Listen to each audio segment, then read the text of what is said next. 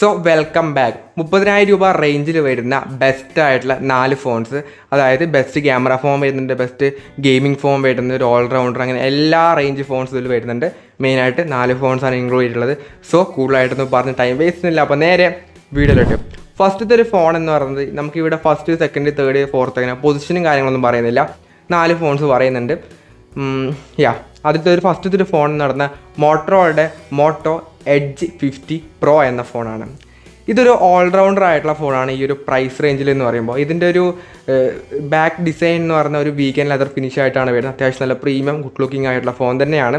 Display ആണെങ്കിൽ 6.7 ഇഞ്ചിൻ്റെ ഒരു OLED 144 ഹെർട്സിൻ്റെ ഒരു കേർവ്ഡ് ആയിട്ട് ഡിസ്പ്ലേ ആണ് ഈ ഒരു ഫോണിന് വരുന്നത്. ഇനി ക്യാമറ ആണെങ്കിൽ തന്നെ 15 MB പ്രൈമറി ക്യാമറ വരുന്നുണ്ട്, 13 MB അൾട്രാ വൈഡ് വരുന്നുണ്ട്, 10 MB ഒരു ടെലിഫോട്ടോ ലെൻസും വരുന്നുണ്ട്. സെൽഫി ആണെങ്കിൽ 15 MB സെൽഫി ക്യാമറയാണ് കൊടുത്തിട്ടുള്ളത്. 4K വീഡിയോ റെക്കോർഡിംഗ് ഒക്കെ തന്നെ ഇതിൽ സപ്പോർട്ട് ചെയ്യുന്നുണ്ട്. ഇനി പെർഫോമൻസ് ആണെങ്കിൽ തന്നെ കോൾകോം സ്നാപ്ഡ്രാഗൻ്റെ 4 Gen 3 എന്ന പ്രോസറാണ് വരുന്നത്. ഇതിൻ്റെ ഒരു ആൻറ്റു സ്കോർ എന്ന് പറഞ്ഞാൽ അറൗണ്ട് 8,15,000 ആ റേഞ്ചൊക്കെ തന്നെ വരുന്നുണ്ട്. സോ ഒരു ഗംഭീര പെർഫോമൻസും കാര്യങ്ങളും ഇതിന് കിട്ടുന്നില്ല, ഒരു നോർമൽ പെർഫോമൻസ് മാത്രമേ ഇതിൽ വരുന്നുള്ളൂ. ദെൻ ബാറ്ററി ആണെങ്കിൽ തന്നെ 4500 mAh ബാറ്ററിയും 125 വാട്ടിൻ്റെ ഫാസ്റ്റ് ചാർജിങ്ങും ബോക്സിനകത്ത് തന്നെ വരുന്നുണ്ട്. പ്രൈസും വേരിയൻറ്റും പറയുകയാണെങ്കിൽ 8GB 256GB ആണ് ബേസ് മോഡൽ. ഇതിൻ്റെ പ്രൈസാണ് 29,999 ആയിട്ടാണ് വരുന്നത്. ഓഫർ സമയത്ത് 30,000 രൂപയ്ക്ക് താഴെ കിട്ടാറുണ്ട്. സോ ഇതിൻ്റെ ഒരു ഓവറോൾ പറയുകയാണെങ്കിൽ നല്ല ഡിസ്പ്ലേ വരുന്നുണ്ട്, ഇതിൽ നല്ല ക്യാമറ വരുന്നുണ്ട്, നല്ല ബാറ്ററി ഫാസ്റ്റ് ചാർജിങ് ഒക്കെ തന്നെ വരുന്നുണ്ട്. ബട്ട് പെർഫോമൻസ് ഒരു ആവറേജ് പെർഫോമൻസ് മാത്രമേ കിട്ടുന്നുള്ളൂ. സോ ഇതൊരു ഗെയിമിംഗ് സെൻട്രിക് ആയിട്ടുള്ള ഫോണല്ല. ബട്ട് ബാക്കി എല്ലാ രീതിയിൽ നോക്കുന്ന സമയത്ത് ഒരു ഓൾറൗണ്ടർ ആയിട്ടുള്ള ഒരു best value for money phone തന്നെയാണ്. ഇനി അടുത്തൊരു ഫോൺ എന്ന് പറഞ്ഞാൽ റിയൽമിയുടെ 13 Pro Plus 5G എന്ന ഫോണാണ്. ഇതിപ്പോൾ റീസെൻ്റ് ആയിട്ട് ലോഞ്ച് ചെയ്ത റിയൽമി 13 സീരീസിലെ ഫോണാണ്. ഇതെന്ന് പറയുന്ന ഒരു ബെസ്റ്റ് ക്യാമറ സെൻട്രിക് ആയിട്ടുള്ള ഫോണാണ് ഈ ഒരു പ്രൈസ് റേഞ്ചിൽ എന്ന് പറയുമ്പോൾ. ഇതിൻ്റെ ഒരു ഡിസൈൻ പറയുകയാണെങ്കിൽ ബാക്കിൽ ഗ്ലാസ് ബാക്കും വരുന്നുണ്ട്, വീഗൻ ലെതറും വരുന്നുണ്ട്. അത് കളർ ഡിഫറൻസിൻ്റെ കാര്യത്തിലാണ് ആ ഒരു ഡിഫറൻസ് ഒക്കെ തന്നെ വരുന്നത്. സോ എടുക്കുന്നുണ്ടെങ്കിൽ ഗ്ലാസ് ബാക്കുള്ള റിയൽമി 13 Pro Plus 5G എടുക്കാൻ നോക്കാം. ദെൻ ഡിസ്പ്ലേ ആണെങ്കിൽ തന്നെ 6.7 ഇഞ്ചിൻ്റെ ഒരു full HD AMOLED 120 Hz display ആണ് വരുന്നത്. സോ കർവ് ഡിസ്പ്ലേ ആണ് ഇതിലും കൊടുത്തിട്ടുള്ളത്. ദെൻ ക്യാമറ ആണെങ്കിൽ തന്നെ 15 MB പ്രൈമറി ക്യാമറ വരുന്നുണ്ട്, 15 MB ഒരു പെരിസ്കോപ്പിക് ലെൻസ് വരുന്നുണ്ട്, 8 MB അൾട്രാ വൈഡ് ക്യാമറ വരുന്നുണ്ട്, 32 MB ആണ് സെൽഫി ക്യാമറ കൊടുത്തിട്ടുള്ളത്. 4K വീഡിയോ റെക്കോർഡിംഗ് ഒക്കെ തന്നെ ഇതിലും സപ്പോർട്ട് ചെയ്യുന്നുണ്ട്. സോ ക്യാമറ വൈസ് ഇതൊരു ബെസ്റ്റ് ക്യാമറ സെൻട്രിക് ആയുള്ള ഫോണാണ് ഈ ഒരു പ്രൈസ് റേഞ്ചിൽ എന്നുള്ളത്. ഇനി പെർഫോമൻസ് ആണെങ്കിൽ തന്നെ കോൾകോം സ്നാപ്ഡ്രാഗൻ്റെ 7 Gen 2 എന്ന പ്രോസറാണ് ഇതിൽ വരുന്നത്. ആൻറ്റു സ്കോർ എന്ന് പറഞ്ഞാൽ 6,18,000 ആ റേഞ്ചൊക്കെ തന്നെ വരുന്നുണ്ട്. ഇതും ഒരു പെർഫോമൻസ് ഓറിയൻറ്റഡ് ആയിട്ടുള്ള ഫോണല്ല. ഇനി ബാറ്ററി ആണെങ്കിൽ തന്നെ 5200 mAh ബാറ്ററിയും 80 വാട്ടിൻ്റെ ഫാസ്റ്റ് ചാർജിങ് സപ്പോർട്ട് ചെയ്യുന്നുണ്ട്. ചാർജറും ബോക്സിനകത്ത് തന്നെ വരുന്നുണ്ട്.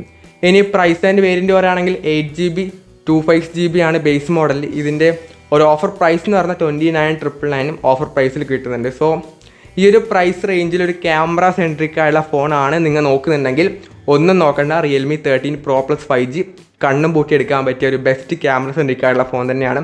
ബാക്കി പെർഫോമൻസ് കാര്യങ്ങൾ തന്നെ നോർമലാണ്.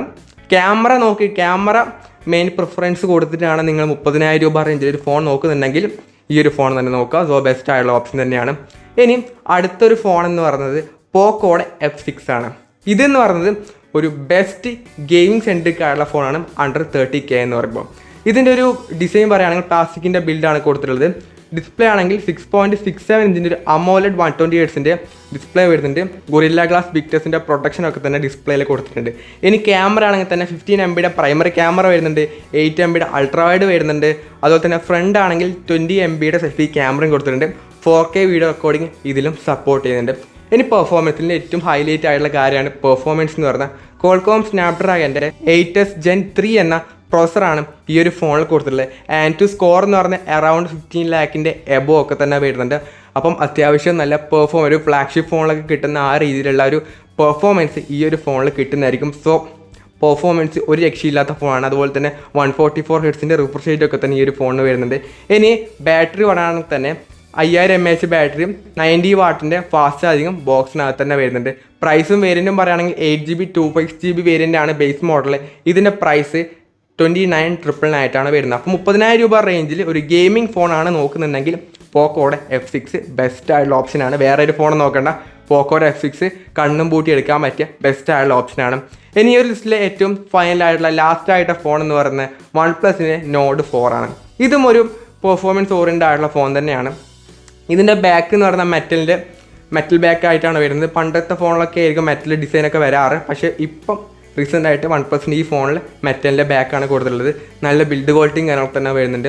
ഇതിൻ്റെ ഡിസ്പ്ലേ ആണെങ്കിൽ തന്നെ 6.74 ഇഞ്ചിൻ്റെ AMOLED 120 Hz ഡിസ്പ്ലേ വരുന്നുണ്ട്. അതും 1.5K റെസൊല്യൂഷനുള്ള ഡിസ്പ്ലേ ആണ് കൊടുത്തിട്ടുള്ളത്. ഇനി ക്യാമറ ആണെങ്കിൽ തന്നെ 15 MB പ്രൈമറി ക്യാമറ വരുന്നുണ്ട്, 8 MB അൾട്രാ വൈഡ് ക്യാമറ വരുന്നുണ്ട്. സെൽഫി ആണെങ്കിൽ തന്നെ 16 MB സെൽഫി ക്യാമറ ആണ് കൊടുത്തിട്ടുള്ളത്. 4K വീഡിയോ റെക്കോർഡിംഗ് തന്നെ സപ്പോർട്ട് ചെയ്യുന്നുണ്ട്.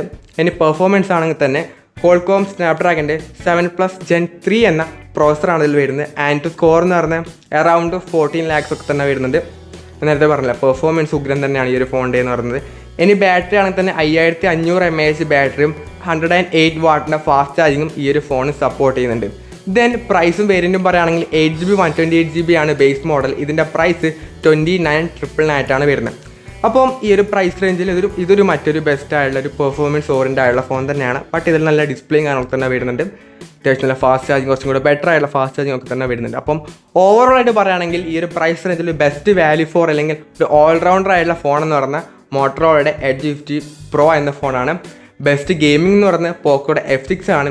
ക്യാമറ എന്ന് പറയുന്നത് റിയൽമിയുടെ 13 Pro Plus 5G ആണ്. അതുപോലെ തന്നെ OnePlus Nord 4 എന്ന് പറയുന്നത് ഒരു പെർഫോമൻസ് ഓറിയൻറ്റഡ് ആയിട്ടുള്ള ഫോൺ തന്നെയാണ്.